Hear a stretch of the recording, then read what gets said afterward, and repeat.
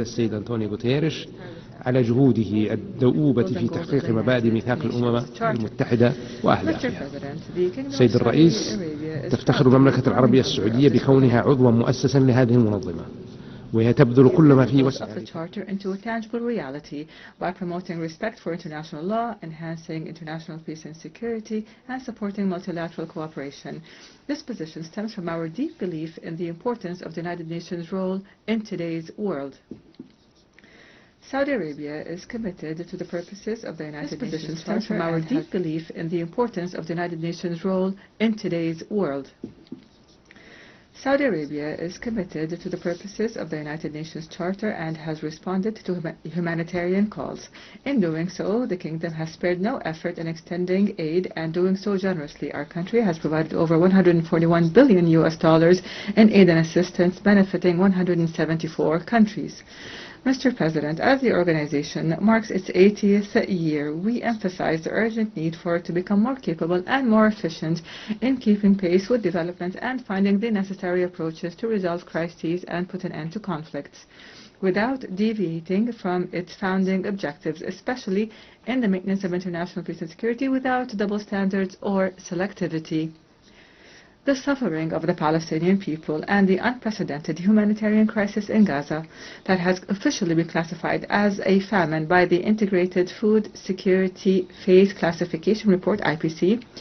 This runs counter to the principles of the Charter and international law and international humanitarian law, in light of the brutal and unchecked practices of the occupying forces, including starvation, forced displacement, and this crisis makes it imperative upon us all to take serious action and put an end to the aggression and ensure sustainable humanitarian access. Mr. President, it is time to find a just and lasting solution to the Palestinian issue.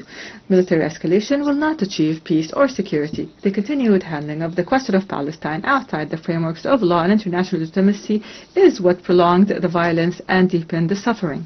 Here, Saudi Arabia stresses the need for the international community to shoulder its responsibilities to put an end to this tragedy and achieve sustainable peace through the two-state solution as the only path that would guarantee the security of all countries in the region. The failure of the international community to take firm action to end the Israeli aggression and violation will only cause further instability and insecurity regionally and globally. Such an action will leave grave consequences and will escalate war crimes and acts of genocide. Saudi Arabia, in cooperation with the Kingdom of Norway and the European Union, launched the International Coalition to implement the two-state solution and co-chaired, along with France, a high-level international conference for the peaceful settlement of the question of Palestine and the implementation of the two-state solution. This conference aims to provide a clear practical path towards the implementation of the two-state solution and an end to occupation and conflict. The Kingdom will continue to exert intensive efforts to establish an independent Palestinian state on the 1967 borders with East Jerusalem as its capital in accordance with international resolutions, the Arab Peace Initiative, and the two-state solution here.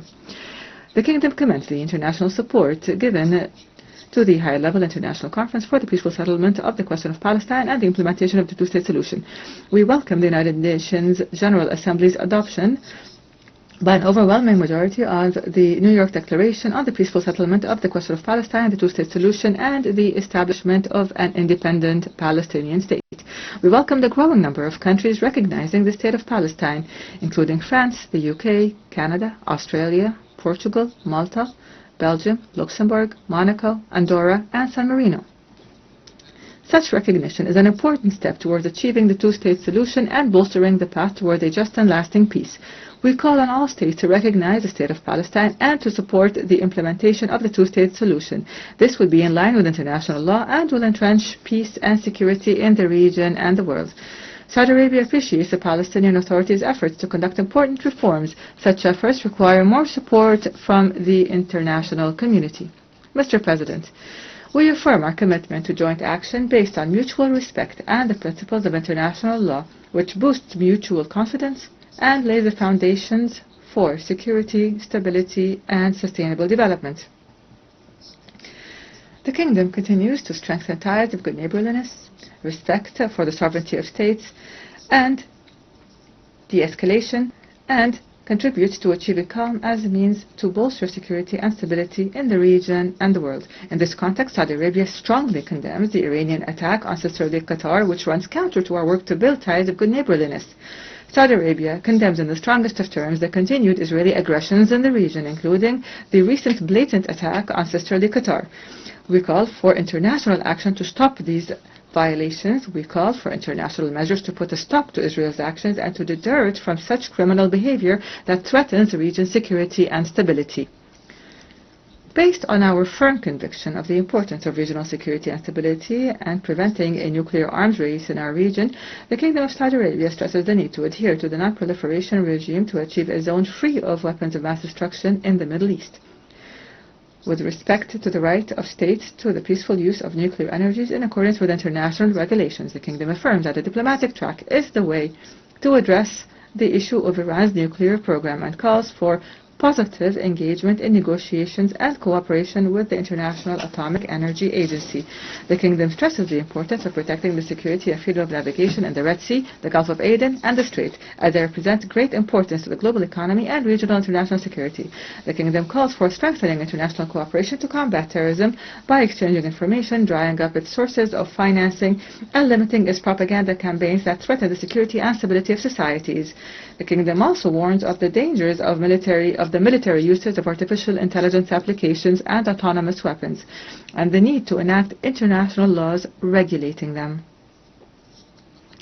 The Kingdom commends the positive steps taken by the Syrian Arab Republic to consolidate security and stability, and we welcome the lifting of sanctions off of Syria, which contribute to supporting its government to reconstruct and to promote steps of recovery and integration regionally and internationally. This would also open new horizons for economic cooperation between Syria and the world.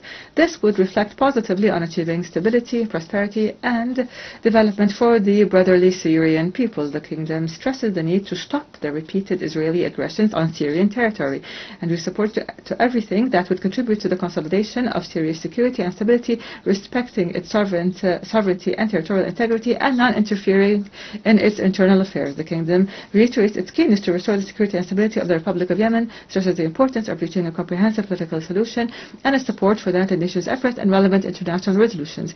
The Kingdom of Saudi Arabia continues its efforts to support the Yemeni economy and alleviate the human suffering there. The Kingdom of Saudi Arabia is one of the largest donors to the Republic of Yemen. The volume of Saudi relief and development aid to Yemen exceeds $27 million. The Kingdom recently provided economic support to the Central Bank of Yemen in the amount of $500 million to address the budget deficit. Moreover, on the 20th of the current month, the Kingdom provided new economic development aid to the Republic of Yemen valued at $368 million. The Kingdom affirms the importance of Sudan's stability and territorial integrity, as well as the safety of its national institutions. We call for intensifying efforts to alleviate humanitarian suffering and end the war, as well as put an end to foreign interference that only feeds and prolongs the conflict. The Kingdom stresses the importance of continuing dialogue through the Jeddah platform leading to a ceasefire and facilitating access of humanitarian aid. We reject any steps outside the framework of state institutions that may harm the unity of Sudan and do not reflect the will of its brotherly people. The Kingdom stands by Lebanon and supports everything that enhances its security and stability, and appreciates the efforts of the Lebanese state to implement the Ta'if Agreement and extend the sovereignty of the state and limit weapons to the Lebanese state and its legitimate institutions, with the need for the withdrawal of the Israeli occupation from all Lebanese territories in implementation of relevant international resolutions. The Kingdom also supports a Libyan solution. We call for a commitment to the implementation of the ceasefire, which would consolidate Libya's unity and its national institutions and would support its counter-terrorism efforts. As for the Russia-Ukraine crisis, we call for the peaceful settlement through dialogue in the interest of all parties. We affirm our readiness to continue our mediation efforts based on our balanced position and reliable relations with the various parties to the crisis.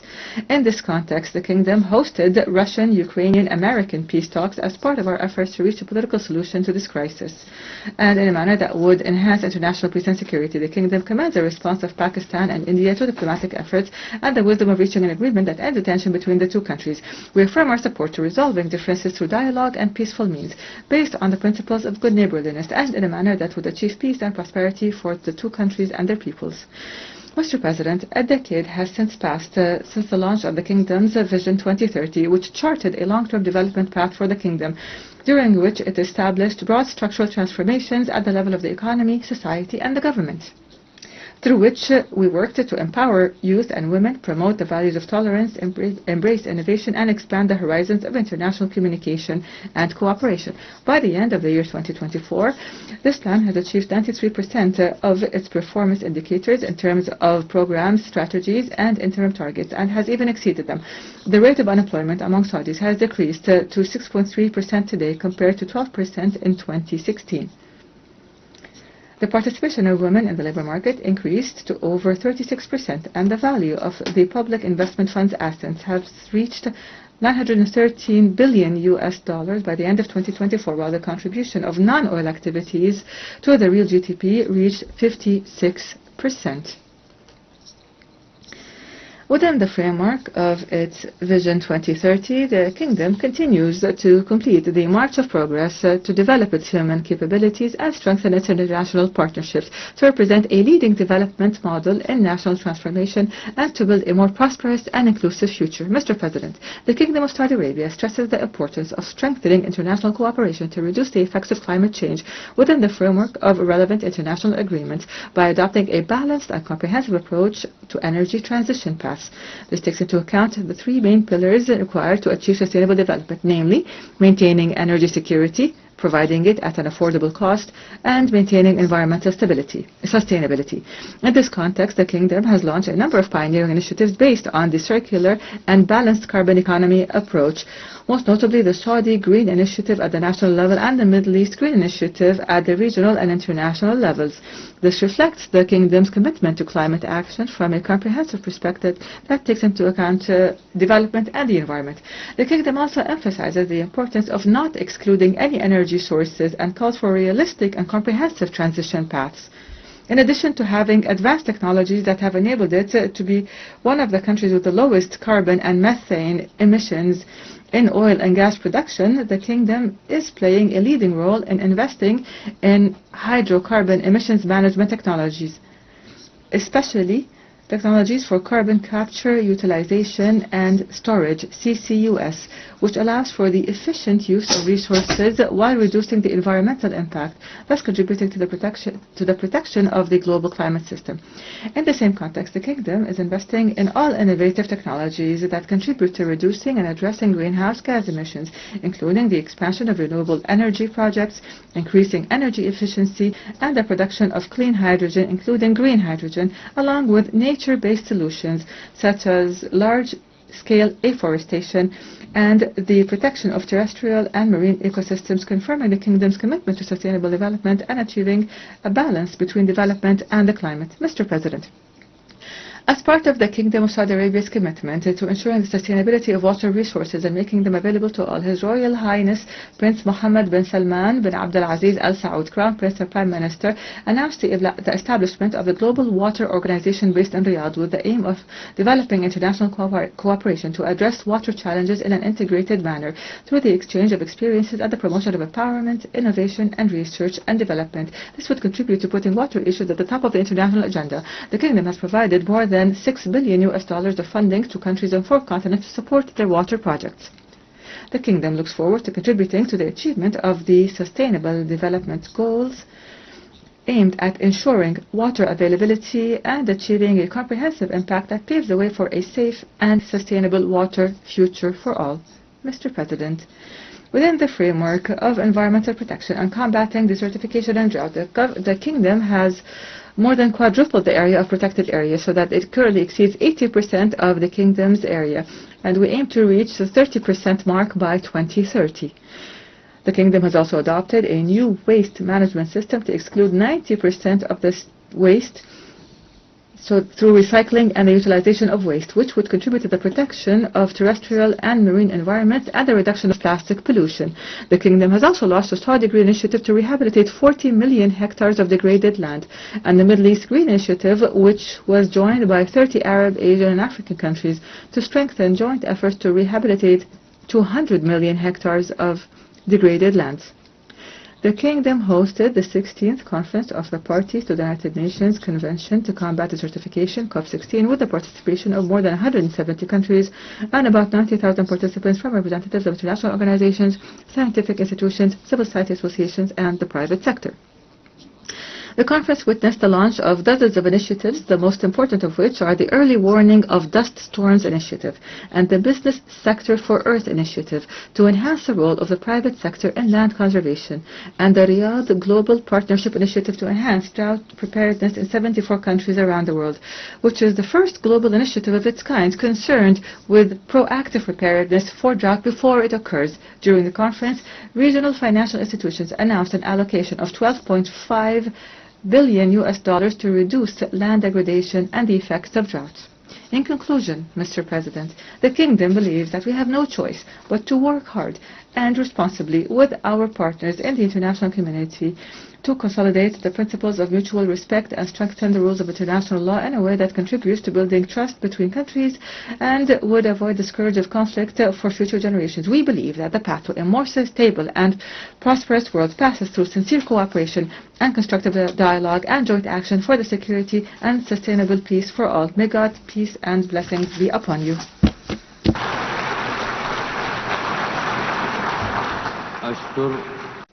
I thank His Highness Prince Faisal bin Farhan Al Saud, Minister for Foreign Affairs of the Kingdom of Saudi Arabia.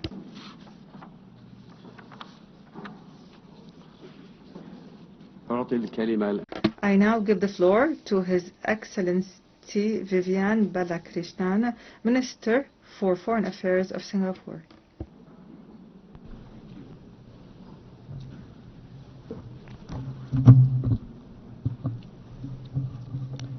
Madam President, Your Excellencies, the 80 years since the end of the Second World War has in fact been a unique period in history.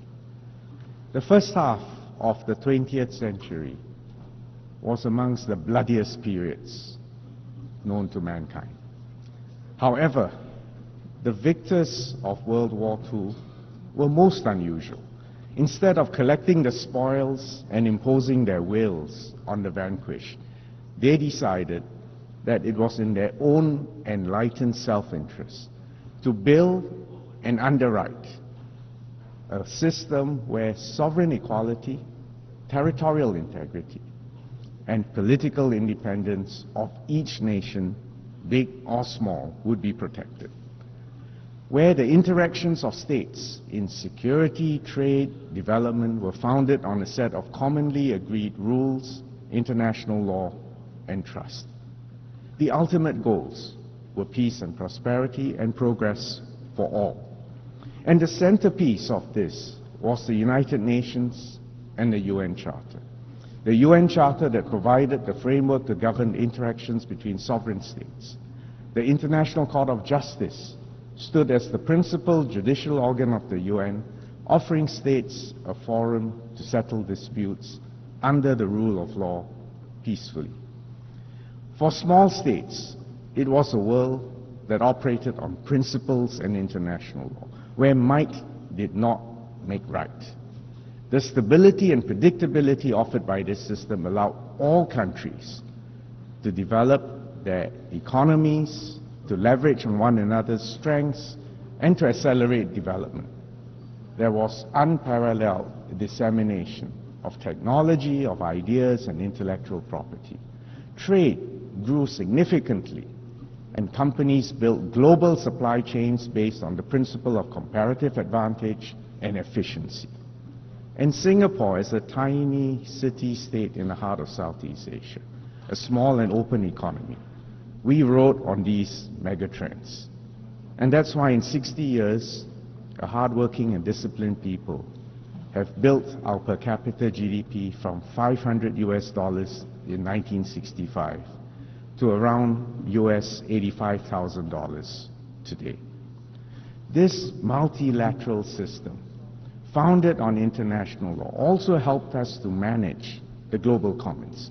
For instance, the UN Convention on the Law of the Sea sets out the legal framework within which all activities in the oceans and seas must be carried out. It grants freedom of navigation and overflight as a universal right, crucial for an island city-state like Singapore, which depends on trade. It also provides the foundation for coordinating global efforts on sea level rise, pollution, and the loss of biodiversity. Meanwhile, specialized UN agencies such as the International Civil Aviation Organization, the International Maritime Organization, set common rules and standards to enhance safety and efficiency of all these essential arteries. Of course, the system was not perfect. The rules will not always apply equally, and international law was not always respected. But nevertheless, there was a clear framework, and people and states knew what was right and what was wrong. The first few decades after 1945 were marked by decolonization and the expansion of the membership of the UN. The Cold War spawned several proxy wars around the world, including some in our region. But thankfully, as a world, we avoided another world war between superpowers, and mutually assured destruction deterred the use of nuclear weapons, although we all know there were a few close shaves. For small, newly independent states, and especially for those of us who were able to achieve national cohesion and effective governance, in fact, the last 80 years, on the whole, was a favorable period of peace, prosperity, and progress. Madam President, Excellencies, however, the post-World War order that I've just described has come to an end. The current distribution of economic weight, of technological sophistication and military strength today is very different from the world of 1945. And it is obvious that the UN and the other international organizations have not evolved to keep up with the times. Add another fact.